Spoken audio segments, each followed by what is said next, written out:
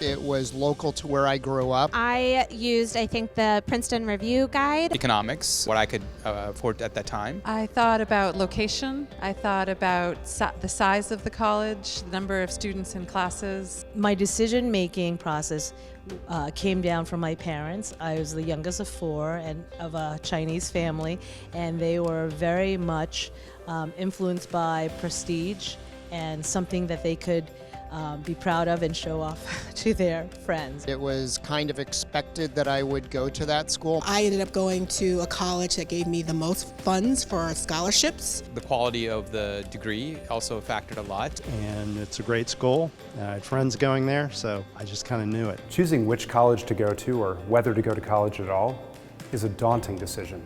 Unfortunately, over 50% of alumni report that their experience disappointed them. It underdelivered on their path to get ahead in life, on the progress that they were trying to make. If students take a more assertive approach to choosing college, then they can get ahead of this and make the right decision for them. In my book, Choosing College with Bob Moesta, we offer prospective students a roadmap so they can understand why they're going and make the right choice for them right now.